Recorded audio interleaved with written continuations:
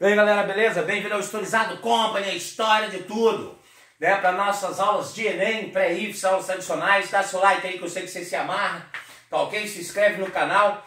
E dentro daquelas concepções, né, da Primavera dos Povos e das Revoluções Liberais ali de 1848, nós temos aqui a unificação italiana que se dá em 1870.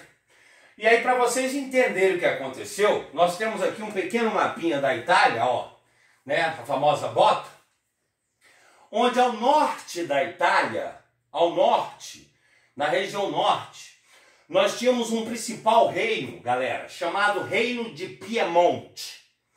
Esse Reino de Piemonte, no norte da Itália, já era uma monarquia parlamentar, ou seja, o rei reina, mas não governa. O rei Vítor Emanuel II reinava, mas não governava, né? Ou seja, você tem um primeiro-ministro. Já era um reino industrializado.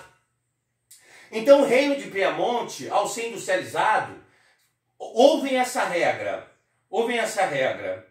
Uma nação se industrializou, vai precisar de mercado consumidor em matéria-prima.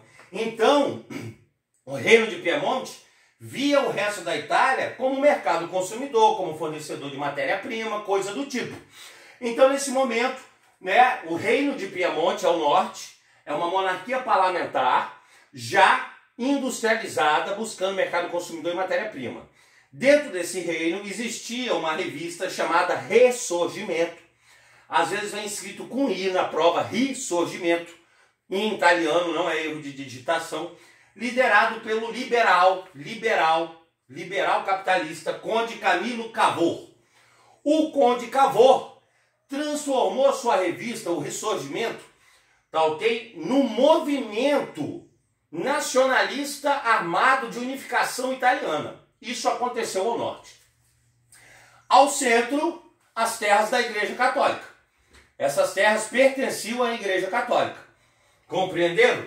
E ao sul, nesse momento aqui, ao sul, nós teremos o Reino das Duas Sicílias. O Reino das Duas Sicílias. O sul da Itália chamada Sicília e a Ilha Sicília. Por isso o Reino das Duas Sicílias, que tinha um perfil absolutista ainda do antigo regime, era um reino basicamente agrário, quer dizer, completamente contrário do norte, e surgiu um movimento que ficou conhecido como os Camisas Vermelhas, de Garibaldi, Giuseppe Garibaldi. Giuseppe Garibaldi era um revolucionário capitalista, um revolucionário de ideias liberais, no qual ele queria também derrubar o absolutismo no sul e a unificação italiana. Professor, esse Giuseppe Garibaldi é aquele da Farroupilha? Isso mesmo. Ele veio lutar na Farroupilha porque ele era um revolucionário internacional para a implantação do liberalismo político e liberalismo econômico. Vocês acham que Che Guevara foi revolucionário? Não, nós tivemos os revolucionários capitalistas liberais contra o antigo regime, o absolutismo. E depois que veio esses revolucionários socialistas contra o capitalismo e a democracia. Bacana, né? Entender isso assim. Então, Giuseppe Garibaldi tinha os Camisas Vermelhas e o Conde Camillo Cavour tinha um Ressurgimento. Só que existia um problema, né?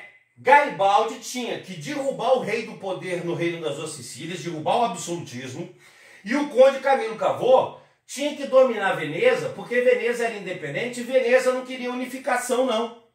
Esse era o primeiro problema. Garibaldi tem que derrubar o absolutismo no sul e dominar o sul, e o Conde Camillo Cavour invadir Veneza e dominar Veneza. Esse é o primeiro. Qual é o segundo? As terras da igreja.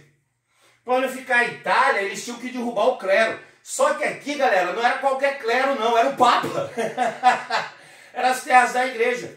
Existia uma preocupação por parte do Conde Camillo Cavour de Garibaldi, que na hora que eles invadissem as terras da igreja, outros países da Europa que são católicos mandassem seus exércitos para defender a igreja. Foi quando eles formaram, então, aqui uma sociedade secreta chamada de Carbonários. Ficou conhecida com esse nome porque eles faziam encontros escondidos. Tá ok? Nas casas dos operários das minas de carvão. Então essa sociedade secreta italiana chamada de Carbonários, era onde o conde Camilo Cavour e Garibaldi e muitos outros burgueses e pessoas afins de unificar a Itália se encontravam para preparar um ataque para que a igreja não tivesse preparo, porque ela tinha até o seu próprio exército, a sua própria guarda, a guarda da Igreja Católica, isso mesmo.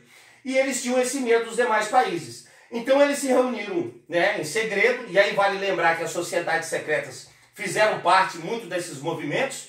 Na França, a franco-maçonaria, na Itália, os carbonários, e na Alemanha foi a Rosa Cruz, beleza?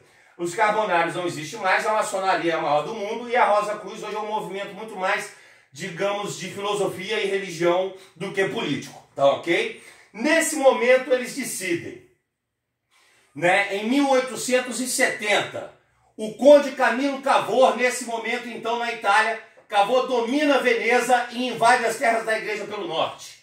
Garibaldi então nesse momento toma o reino das duas Sicílias ao sul, tá, chegando ao poder e invadindo as terras da igreja, onde eles vão então lutar contra as tropas da igreja, invadir, se unificar, unificando a Itália. Nasce a unificação italiana, nasce a Itália unificada que vocês conhecem em 1870. E aí eles ficam esperando a ação de alguém. Ninguém tá nem aí para a igreja. Ninguém tá nem aí para a igreja. Um ou outro falou e tudo mais. E a Itália vai se unificar em 1870, tá ok? E nenhum país vai se preocupar com as terras da igreja nesse momento.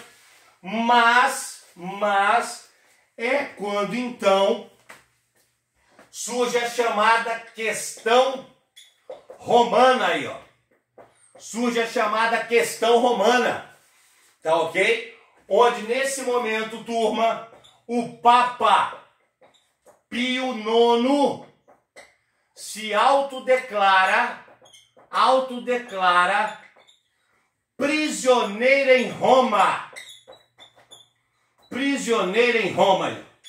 Ele vai fechar as portas do Vaticano e falar, ó, eu me autodeclaro prisioneiro em Roma. Não reconheço a unificação italiana, não concordo com isso, só para incomodar mesmo a unificação, né? E nesse momento aí um ou outro país se importar, mas ninguém se importou. Isso era uma coisa muito mais simbólica, tá ok? Da igreja, tá certo? E que só foi resolvida a questão romana só foi resolvida, galera, com o Tratado de Latrão. Com o Tratado de Latrão, em 1929, tá ok? Entre Benito Mussolini do fascismo, professor, isso, Mussolini e o Papa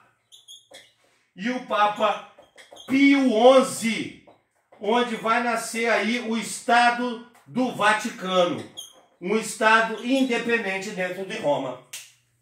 Mussolini, com seus interesses fascistas e de apoio, né, nesse momento aí também né, ganhar o apoio, de certa forma, da Igreja Católica, ele vai se reunir com o Papa Pio XI e no Tratado de Latrão ele dá aquelas terras onde hoje é o Vaticano, onde é um Estado independente da Itália, dentro da própria Roma, resolvendo o problema da questão romana.